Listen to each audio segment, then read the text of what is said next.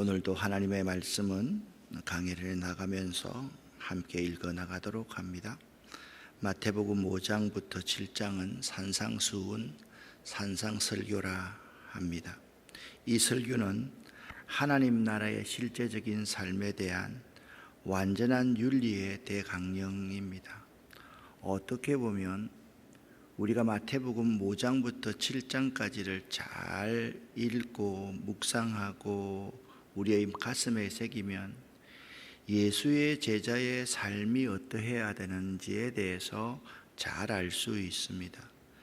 마태복음 5장부터 7장의 산상수훈은 하나님의 나라의 삶에 대한 표준이 되고 예수 그리스도를 통한 사랑의 윤리, 그 윤리를 우리의 삶에서 그대로 드러내는 그러한 귀중한 우리 믿는 사람의 표준이 되는 것, 윤리의 대강령이 되는 것이 마태복음 5장부터 7장의 내용입니다.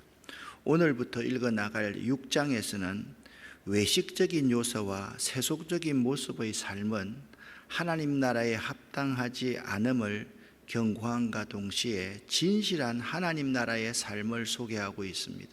5장에서는 진실한 하나님 나라의 삶에 대해서 소개했는데 6장에서는 진실한 하나님 나라의 삶이 아닌 것, 그것을 말씀하고 있는 것입니다. 특히 실제적인 신앙생활에 있어서 범하기 쉬운 잘못을 지적하고 그것의 올바른 자세와 방법을 제시하고 있습니다. 그들에게 실제적인 신앙생활의 삶이라는 것은 구제, 기도, 금식 이러한 것들을 한 경우에 합당한 태도와 마음가짐이 무엇인가, 이러한 것을 할 때 하나님께서 기뻐하시는 윤리적인 삶의 교훈이 무엇인지를 오늘 6장에서는 교훈하고 있다라는 겁니다. 자, 오늘은 두 가지를 여러분과 함께 생각하도록 하겠습니다. 올바른 구제 생활에 대해서, 그리고 5절부터 8절에서는 올바른 기도 생활에 대해서 함께 말씀을 나눕니다. 그리고 내일에는요, 마태복음 6장 9절부터 13절까지 올바른 기도 생활을 5절부터 8절까지 말씀하고 있고 9절부터는 여러분은 이렇게 기도하십시오 라고 하면서 주님께서 가르쳐 주신 주기도문에 대해서 함께 나누도록 하겠습니다. 1절부터 4절 말씀을 함께 읽어보겠습니다. 사람에게 보이려고 그들 앞에서 너의 의를 행하지 않도록 주의하라. 그러하지 아니하면 하늘에 계신 너희 아버지께 상을 받지 못하느니라. 그러므로 구제할 때에 외식하는 자가 사람에게서 영광을 받으려고 회당과 거리에서 하는 것 같이 너희 앞에 나팔을 불지 말라. 진실로 너희에게 이르노니 그들은 자기 상을 이미 받았느니라. 너는 구제할 때에 오른손이 하는 것을 왼손이 모르게 하여 내 구제함을 엄밀하게 하라. 엄밀한 중에 보시는 너의 아버지께서 갚으시리라. 아멘. 사람에게 보이고 그들로부터 칭찬을 얻으려고 구제의 행위를 하는 것은 가난한 사람을 이용하여 영광을 얻으려는 악한 태도입니다. 위선이란 무엇인가? 사람들에게 칭찬을 받기 위해서 봉사하고 구제하는 것을 위선이라고 말을 합니다. 그러니까 사람에게 보이는 것이 초점인 사람이 하는 행동들이 위선입니다. 예수님은 이것을 외식이다라고 정의했습니다. 성경의 대표적인 외식적인 인간은 가인입니다. 가인은 하나님께 제사 드린다는 이름으로 그럴듯하게 드렸지만 하나님은 가인의 제사에 속지 않으시고 가인의 제사를 거부하셨습니다. 왜냐하면 중심에 하나님은 없고 자기 자신과 자기 의만 있었기 때문입니다. 위선적인 제사, 위선적인 예배를 최초에 드렸던 자가 가인이었던 것이죠. 돈이 없이 헌금을 못하면 사실 어떻습니까? 돈보다 진실된 마음, 참된 믿음이 하나님 앞에 더 소중함을 이 위선을 통해서, 외식을 통해서 예수님은 우리에게 드러내 보여주고 있는 것입니다. 또한 체면상 마지못해 억지로 하는 구제도 하나님은 기뻐하시지 않습니다. 우리 주님께서는 말씀하시기를 우리의 구제 행위가 우리의 의가 되어서는 안 된다라고 경고하셨습니다. 그러므로 우리의 구제는 아무도 모르게, 즉 은밀하게 행해져야만 합니다. 구제가 프로그램이 되어서는 결코 안 되는 것이죠. 그때는 구제가 자기를 드러내는 종교적인 의였다고 한다면 오늘날 이 시대는 구제가 프로그램이 되어 있는 그러한 시대입니다. 물론 구제가 프로그램이 되어 있다 보니까 나는 구제 안 해도 우리 공동체에서 우리 단체에서 구제하면 돼라고 생각하는 사람도 많이 있지만 구제의 근본적인 것은 하나님 앞에서 하나님이 보시기 때문에 은밀하게 행해져야 한다라는 것입니다. 이러한 구제를 하나님께서 기뻐하시고 받으십니다. 그러니까 구제 이꼴 참 예배다라는 등식이 성립될 수가 있는 것입니다. 우리의 구제가 참된 예배의 행위가 될 수 있어야 되고 우리의 구제 속에 참된 예배 속에 행위 속에 담겨 있는 참된 예배드리는 마음, 그 마음이 이 구제 가운데 담겨져 있어져야 하는 것입니다. 초대교회 시대에 가이사랴에 살고 있었던 백부장 고넬료라는 사람이 있었습니다. 사도행전 10장 4절 말씀을 보면 이렇게 말씀하고 있습니다. 천사가 이르되 네 기도와 구제가 하나님 앞에 상달되어 기억하신 바가 되었다라고 말씀하고 있습니다. 이 고넬료의 모습을 가만히 보면 고넬료의 구제 행위 그 자체는 하나님 앞에서 참된 예배의 행위와 똑같음을 우리에게 보여주고 있는 것입니다. 사람에게 선을 베푼 것이 있으면 그것을 숨겨둘 때 오히려 더 큰 영광과 하나님으로부터의 상급을 받을 수 있다라는 것입니다. 우리들의 신앙생활의 문제, 그때의 신앙생활의 문제는요, 하나님 앞에서 하나님께 보이려고 하느냐, 아니면 사람 앞에서 자기를 드러내려 하느냐의 문제가 가장 중요한 문제인 것입니다. 예수님께서는 사람에게 보이려고 그들 앞에서 의를 행하지 않도록 주의할 것을 말씀하고 있었던 것입니다. 이 문제는요, 신앙생활을 함에 있어서 매우 중요한 문제입니다. 예수를 잘 믿는다라는 것은 참된 신앙을 가졌다라고 말씀드릴 수가 있습니다. 그러므로 참된 제자의 삶이란 무엇이냐? 무엇을 하든지 언제든지 하나님 앞에서 행동하는 것임을 알아야만 합니다. 자, 여러분, 이게 믿음, 신앙이라는 것은 이렇습니다. 여기 어떤 사건이 일어납니다. 이 사건과 모든 행위를요, 하나님의 눈으로 하나님의 관점으로 보는 것이 믿음입니다. 그런데 이 사건과 사람에 대해서 사람의 관점으로 자꾸 바라보는 것은 믿음이 아니다라는 것을 알아야만 합니다. 무엇을 하든지 언제든지 하나님 앞에서 행동하는 것, 그것이 참된 믿음이다라는 것을 잊지 마시기를 바랍니다. 오늘 하루를 살아감에 있어서도 마찬가지입니다. 우리의 평생을 살아나가는 데 있어서 마찬가지입니다. 항상 하나님 앞에서 행동하는 것, 하나님이 보시고 계시다라는 사실을 인식하고 살아가는 것, 그것이 믿음인 것입니다. 우리는 이 믿음에 대해서 결코 양보해서는 안 됩니다. 내가 중심이 되고 내 의가 드러나려고 하는 것, 그것은 위선이고 외식이라는 점을 결코 잊지 말아야 됩니다. 구제에 있어서 그런 것이 아닙니다. 모든 삶에 있어서도 마찬가지입니다. 부부간의 문제도 마찬가지고 자녀와의 문제도 마찬가지고 이웃과의 문제도 마찬가지입니다. 하나님 앞에서 행동하는 것, 무엇을 하든지 언제든지 말입니다. 이것이 참된 믿음의 사람의 행위이다. 그 시대에는 그것이 가장 되지 않았습니다. 하나님 앞에서 행동해야 될 유대인들, 바리새인과 서기관들이 항상 사람 앞에서 자기의 의를 드러내려고 행위를 했다, 선한 행위를 했다. 그것이 문제라고 오늘 말씀하고 있습니다.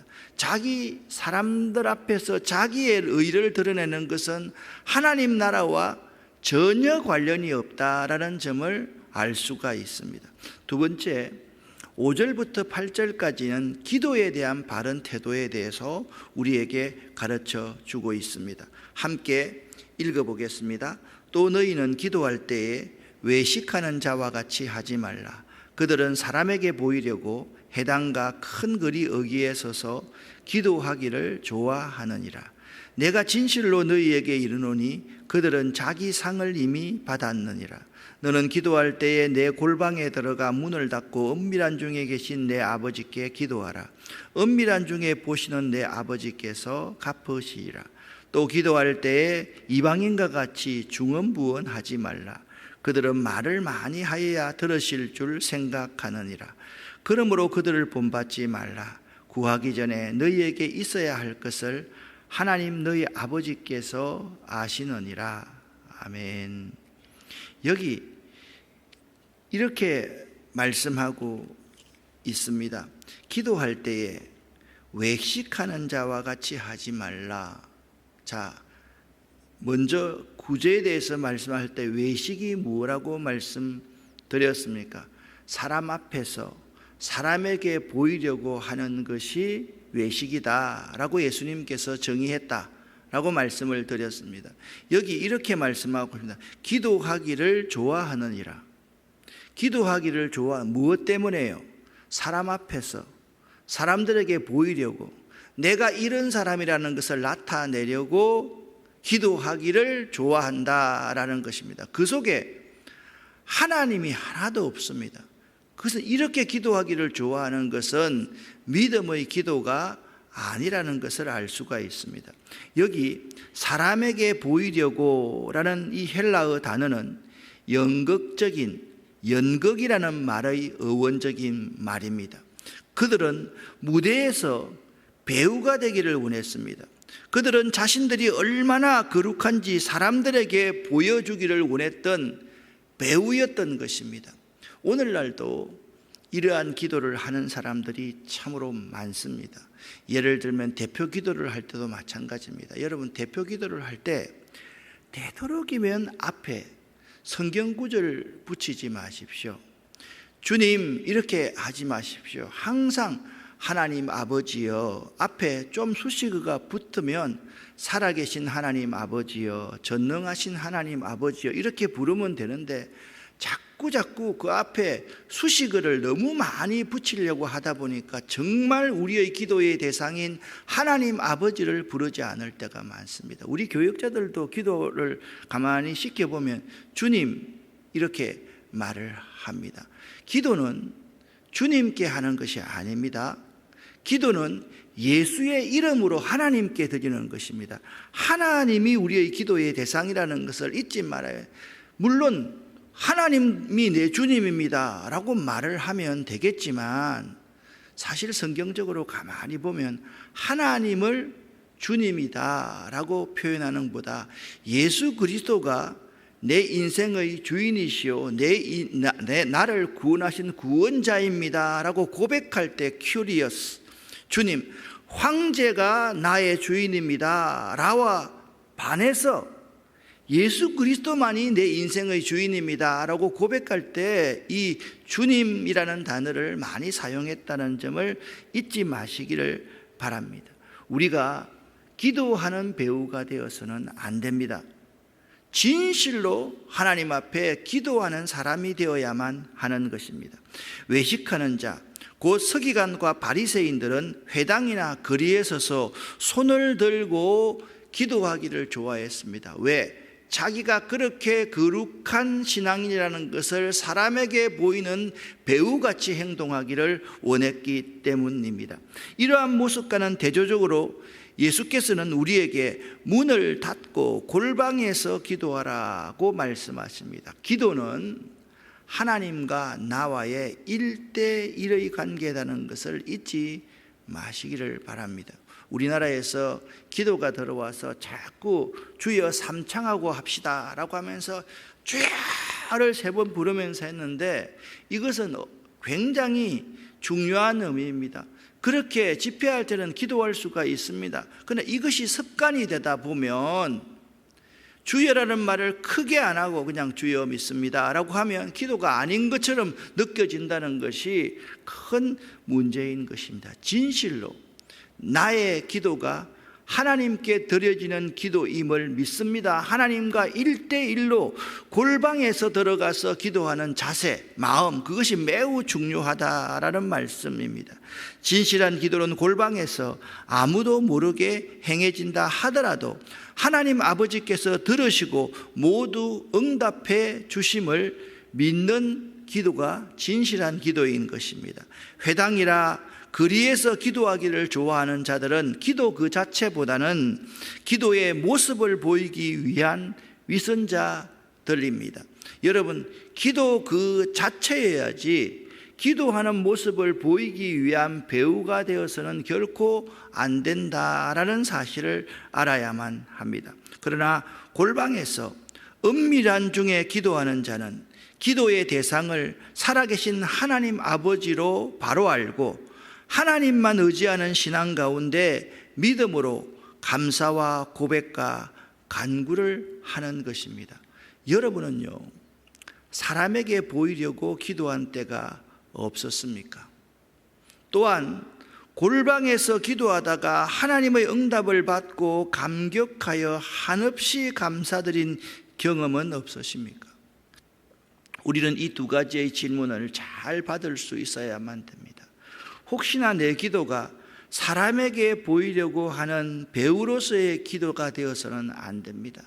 골방에서 은밀하게 하나님과 1대1로 교제하다가 그 하나님의 사랑과 그 은혜가 너무 감사하고 감격스러워서 눈물 흘리면서 그곳에서 하나님의 은혜를 느끼는 때, 그 느끼는 때가 이 새벽 제단이 될 수 있어야만 될 것입니다. 특별히 기도의 내용에 있어서 중언부언해서는 안 되는 것입니다. 이 중언부언이라는 것은 어떤 뜻인가 하면 구체적인 의미가 없이 단지 뜻없는 말을 계속 되풀이하는 것을 말을 합니다. 여러분, 우리가요, 진실한 마음으로 기도하지 않고 습관적으로만 기도하다 보면 구체적인 의미가 없이 뜻없는 말을 계속 되풀이할 때가 많이 있습니다. 이러한 태도는요, 뜻없이 그냥 기도하는 이러한 모습은 살아계신 인격적인 하나님을 모독하는 결과가 된다라는 것입니다. 기도가 하나님과의 대화, 하나님과의 좋은 관계 아닙니까? 그런데 하나님을 앞에 놓고 날마다 뜻없이 의미 없이 목적 없이 그냥 했던 말만 계속 되풀이하는 중언부언의 기도를 한다라고 한다면 살아계시고 인격적인 그 하나님을 모독하는 행위가 될 수 있다라는 점을 꼭 기억할 수 있기를 바랍니다. 그러므로 기도할 때 이 4가지를 꼭 명심하십시오. 하나님 앞에서 기도하십시오. 두렵고 떨리는 심정으로 기도하십시오. 꼭 할 말을 골라서 기도하십시오. 그리고 간절한 마음으로 기도하십시오. 그리고 진실되이 아뢰기를 바랍니다. 5가지이죠. 하나님 앞에서 두렵고 떨리는 심정으로 꼭 할 말을 골라서 간절한 마음으로 진실되게 아뢰어야 한다. 저는 이 교회를 목회하면서 주일 예배 시간에 가장 은혜로울 때가, 저 같은 경우는 대표 기도를 하시는 분들의 기도를 함께 할 때 참 은혜스러울 때가 많습니다. 우리는 세례교인 이상들이 교회에 나오면 기도를 하지 않습니까? 어떤 분은 생애 처음으로 기도합니다. 자, 기도문을 적어 놓고요, 기도문을 읽다가 글이 잘 보이지 않아서 헷갈려서 또 했던 말을 또 할 수가 있습니다. 그런데 그분들의 기도를 보면요, 하나님 앞에서 해요. 두렵고 떨리는 마음으로 해요. 꼭 할 말만 골라서 기도드려요. 간절하게 기도드려요. 앞에 앉아서 보면요, 정말 온 몸을 떨면서 그렇게 기도하는 모습을 볼 수가 있습니다. 그것이 진실되게 아래에 있는 기도가 아닐까라는 생각을 하면서 참 감사할 때가 많습니다. 여러분은 기도할 때 하나님 앞에서 두렵고 떨리는 심정으로 꼭 할 말만 골라 간절한 마음으로 진실되이 아뢰고 있는지를 한번 생각해 보시기를 바랍니다. 유명한 마틴 로이드 존스라는 분이 있습니다. 이분이 외식에 대해서, 특별히 죄에 대해서 이런 말을 했습니다. 여러분 한번 같이 읽어 가시면 좋겠습니다. 우리는 죄라 하면 마치 인생에 있어 어떤 걸레 같은 것이나 흠 같은 것을 생각하는 경향이 있다. 우리는 술주정꾼이나 가련한 사람들을 보며 저것이 바로 죄이며 저 안에 죄가 있다고 말한다. 그러나 그것이 죄의 본질은 아니다.